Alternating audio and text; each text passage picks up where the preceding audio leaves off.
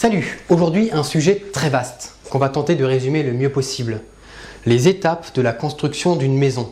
Tout commence avec le terrassement, qui consiste à niveler le terrain de façon à ce que la maison puisse reposer sur une base solide. Ensuite, c'est l'excavation. Cette opération consiste à creuser l'emplacement de la future maison ainsi que des tranchées utilisées pour les raccordements aux réseaux locaux, eau, électricité, etc.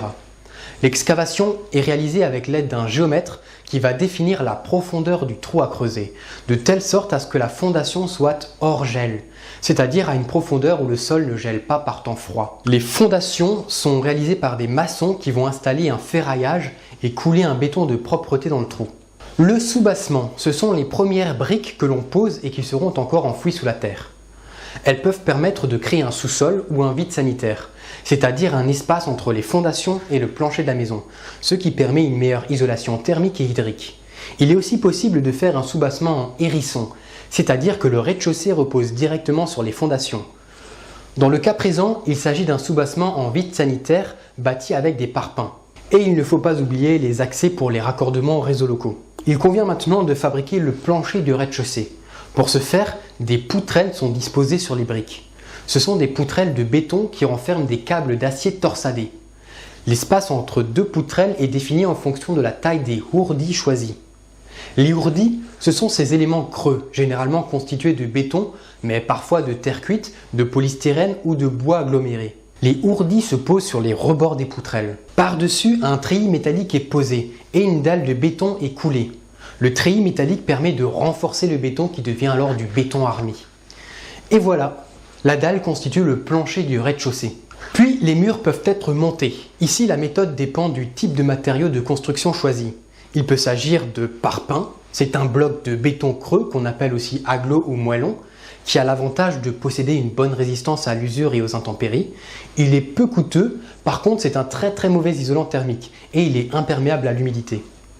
Les briques creuses en terre cuite qui sont perméables à l'humidité et qui possèdent une bonne résistance thermique. Les briques monomures, ce sont des briques alvéolées en terre cuite.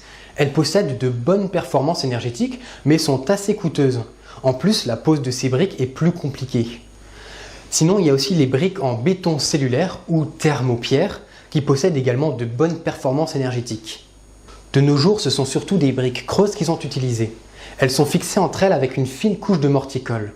La colle forme un joint très fin qui améliore donc l'isolation thermique. Au niveau des portes et des fenêtres, on installe des linteaux qui servent à soutenir les éléments qui se trouvent au-dessus. Puis, on va rajouter encore un plancher supérieur. On dispose donc des poutrelles maintenues par des étais qui permettent de soutenir provisoirement le plafond.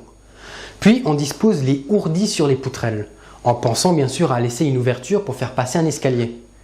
Et on va faire couler une dalle de béton comme pour le plancher du rez-de-chaussée. Maintenant, on va fabriquer un toit. Dans la présentation, on va choisir un toit en bâtière, c'est-à-dire un simple toit à deux pans. Il convient donc de monter aux deux extrémités de la maison des briques en forme de triangle. Cette structure triangulaire s'appelle un pignon. Puis c'est l'installation de la charpente. Dans ce cas aussi, il existe différents types de matériaux de construction utilisables. Le chêne, le sapin, le châtaignier, l'épicéa, etc. Les bois de charpente sont préalablement traités contre les attaques les plus courantes. Termites, capricornes, champignons, etc. Les premières poutres en bois qui sont posées sont appelées pannes.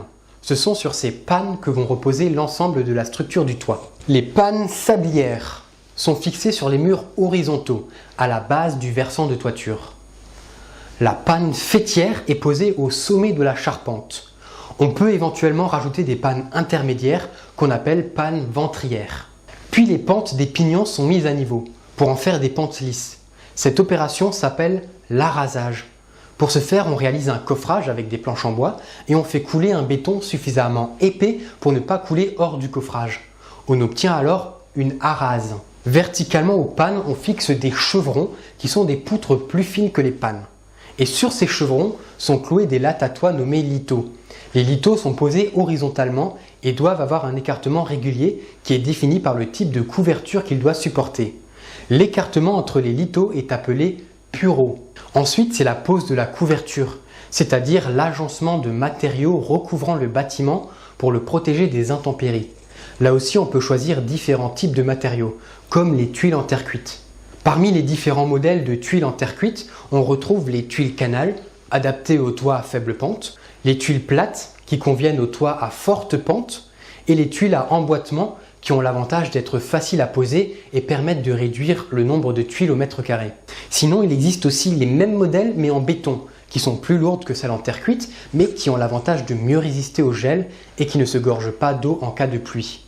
Ensuite, il y a aussi la possibilité d'une couverture constituée d'ardoises, qui peuvent être soit naturelles, soit en béton, ou bien des shingles, qui sont des bardeaux bitumineux, qui ont l'avantage d'être très légers, imperméables et résistants au gel.